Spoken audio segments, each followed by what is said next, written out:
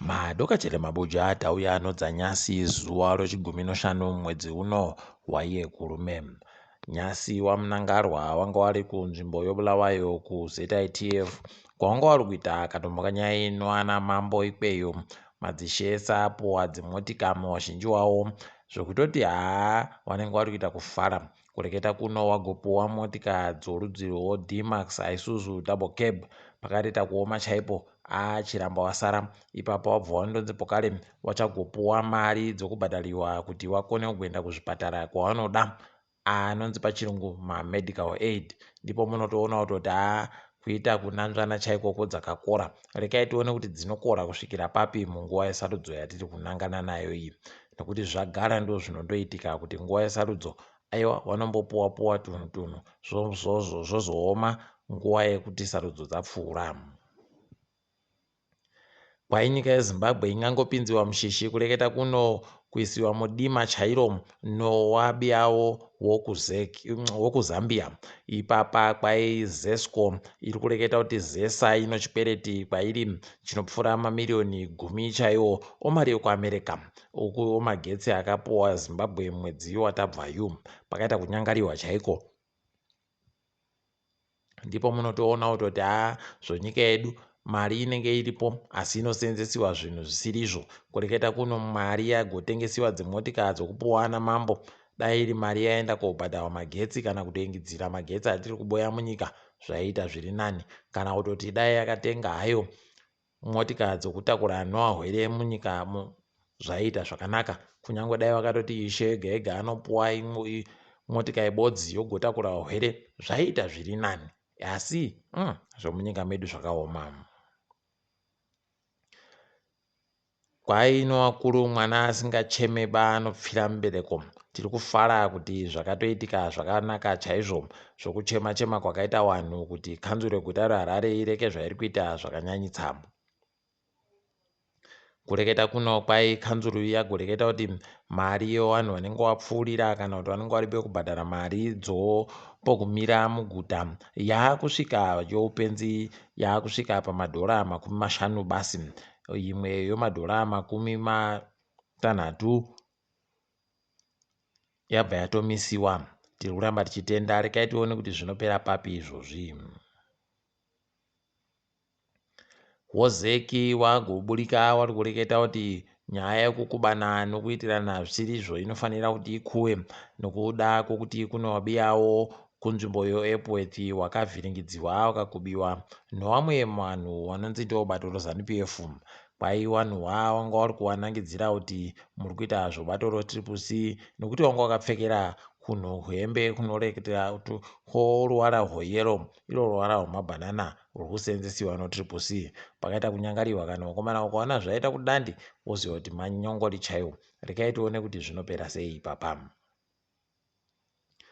Ana makorokoza wagoti tinosaraba wagotonyorawo tsamba kuna wamunangarwa waari kukumbira kuri mvumo yokuti wabvumidziwe kuti wazvitengesere wega nechichehwa lithium. Paribe chati chareketiwa hurumende kana kudini kubva ipo yandoreketa kuti munhu wese anofanira kuti aendese lithium yache kuburikidza nekambani yeZID. Rekai tione kuti vanozvikunda chereyo makorokoza aya kana kuti zvinenge zvimbotekaira sei. Tinenge tichimunyepai kana paine zvimwe zvinenge zvachinjiwa. Bato roTriple-C riri kunangana izvezvi nosarudzo dziri kuuya raakureketa kuti vanhu vanofanira kureka ugosha hawo. Pokare kuti vanhu vakanyoresa kuvhota vakawanditsa vanokwanisa kugoita kuti vamwe wavo vakone kugoita vanhu vanoenda vakamirira bato riri munzvimbo dzokuvhotera vanonzi pachirungu mapolling agents. Ipapa bato riri ragoreketa kuti vanhu ava rinoda vanhu vanosvika 44 chaiwo kuti vange varipo musi iwoyu kusvikira panoverengiwa mavhoti acho. Pakaoma. Rekai tione kuti zvinenge zvichimbopera sei ipapa.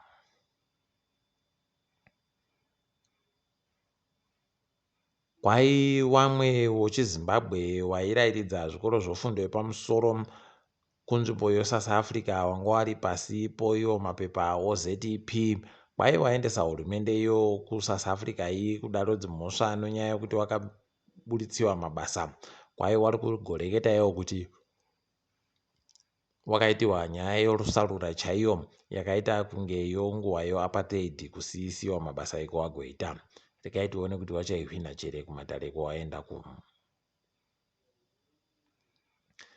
muZimbabwe kwai wanoda hawo kugotekaira tatata wakagara hawo zvakanaka, waakukwanisa kugoseenzesawo kaapu kodandemutande InDrive. Rekai tione kuti zvinopera sei izvozvi. muSouth Africa karimo kaInDrive ikaka asi kanoita batusvinu twakanyanya. Rekai tigoramba takaringa kuona kwazvinenge zvichienda. Tiri kufara kuti mumwe aiita basa rokubhinya nokuponda vanhukadzi kuSouth Africa kwai agopuwa makore oupenyu hunoita husere hwokugara mujere ipapapo karepo nomakore anoita 80 okugara mujere nonyaya yokuti akagoponda vanhukadzi watanhatu akagobhinya wairi. Tikuramba tichitenda wakamubata vanhu wakaita kuti akone kugopuwa mitongo yakadandi. Zvomutambo tiri kufara kunyepa yekuti wasikana woZimbabwe wari pasi pemakore 20 wanotamba mutambo wohockey wakona kuenda kumberi kumutambo yopasi rese yozera rawo. Tiri kuramba tichitenda ipapa kwai mutambo iyi ichagotambiwa kubva zuva rochi11 mwedzi waZvita wokupera kwegore rino kunzvimbo yoChile. Tiri kuramba tichivarwera mumanja tichiti pamberi nazvo dai watoenderera mberi. Tiringe dziri kuitika ipo pasi rese. kuSouth Africa Julius Malema agoti iye ari kuita zvokutamba nonyaya yokuti aite zvinhu zvinoita kuti zvinhu zvitekaire. Ipapa agotoreketa akati ndiri kutoenderera mberi nokuti zvinhu zvese zvatakaronga zviri kufanira kuti zvienderere mberi. Wanhu zuva rochi20 wanofanira kuti waite zvokuratidzira kutekaira mugwagwa mesemu, wachiratidzira kuti uori hwanyanya, pabodzi nokusaika kwemabasa kwanyanya nezvimwe zvakawanda-wanda. Rekai tione kuti zvinopera sei ipapa.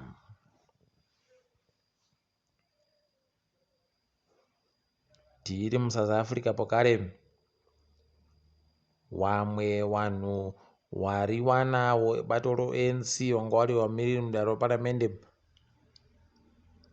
wasiyisiwa basa kureketa kuno kubvira pagoisiwa naRamaphosa makurukota matsva awo wabva wandosiyisiwa basa ipapo.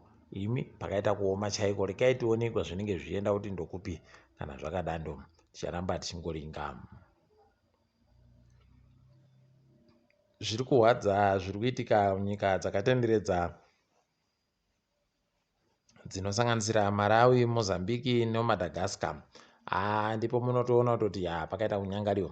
Iye cyclone Freddy abva aita kuvhiringidza vanhu vanotopfuura 220 chaiwo wapfa. Kureketa kuno kundoti mweya yawo dai yazorora murugare. Apa zviri kudandi boka rosadhaki paribe kana chibodzi charagoreketawo chino chokuita nozvodutu mupengori. Pakaita kunyangariwa chaiko. Unoshaya kuti chii chaizvo zvinoita kuti wazotirimuke kungozivikana nokuburitsa chete mureketo panguva dzosarudzo kuti sarudzo dzaitiwa zvakanaka. Zvakaita kuoma chaiko. kuDRC kwaita pokare icho kwata-kwata chomatombo anopisa chakupfungaira chichiputika chichikwata kugomo Nyiro Gongo. Pakaita kuoma chaiko. Rekai tigoona kuti zvinenge zvimbopera sei. Kwai inonzi pachirungu volcanic eruption. Pakaita kuoma chaiko. Tiri kuramba tichindoshuwira kuti woguta roGoma wanopona uye kubva wapfirigirwa imomo noyo matombo anopisa aya.